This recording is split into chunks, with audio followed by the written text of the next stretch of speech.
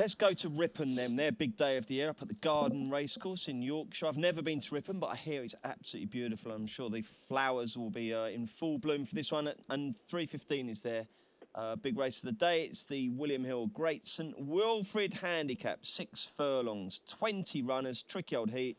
And Richard Fahey has the favourite in the shape of Growl. How did Paddy Power bet on the Great St Wilfrid? Yeah, tricky as always, Bruce. We're 4-1 Growl. It's 7-1 Shanghai Glory. It's then 10-1 Flying Pursuit, Piper's Note, and Outdo. 12-1 Catchy Ribeiro and Muntadab, and 14's Bar. Before last year, when Name It What You Like won at 16-1, the 3 well-backed favourites had all won on the spin. So will Growl bring it home, Graham?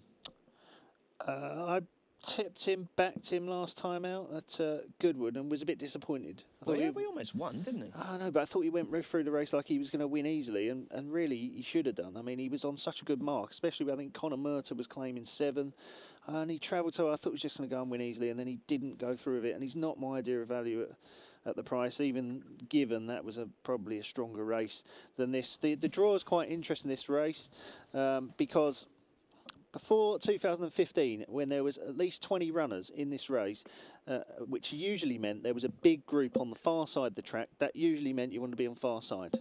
However, the last 2 years, no matter what the field size, the winners have been coming up the stand side. And I've spoken to James Palmer, who's just done our pace map for the race, and he tells me that all the pace is on the stand side. So it is a little bit confusing, but going with recent trends, I think you're going to want to be on the stand side, especially with Catchy out. Catchy doesn't run on the far side. So you need a high number, in other words. Indeed. And Growl is 18 of 20. Growl is 18 of 20, but he's not my idea of the winner. Certainly not value anyway. Go on, then. George Dryden, who comes out at 16, was quite an eye catcher in the Wokingham.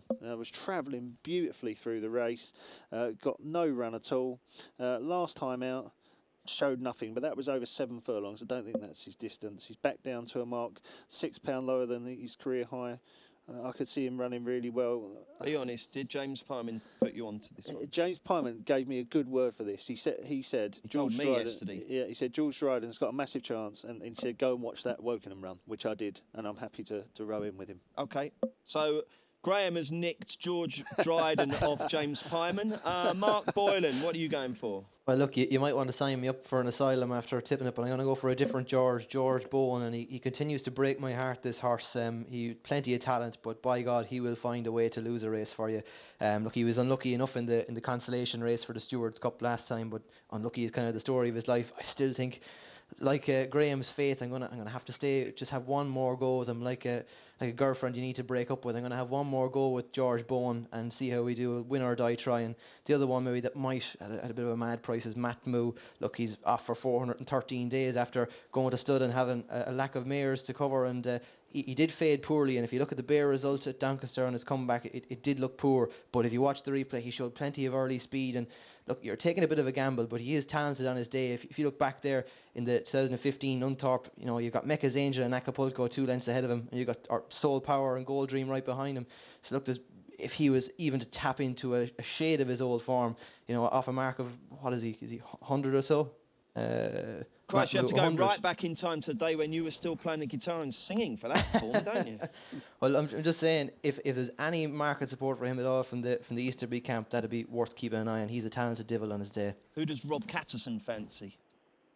Yeah, I like an Easterby horse. It's a long time since Pipalong won this, but I think Tim Easterby could hit the bullseye with Flying Pursuits. A course and distance winner, won his maiden in style, and when he won at York the last day, it looked as though he's the type of horse that could win a race like this. He can dominate from early on, and Rachel Richardson's on board. She rode a winner at Ripon earlier in the week, so at a 10's Flying Pursuit, big chance.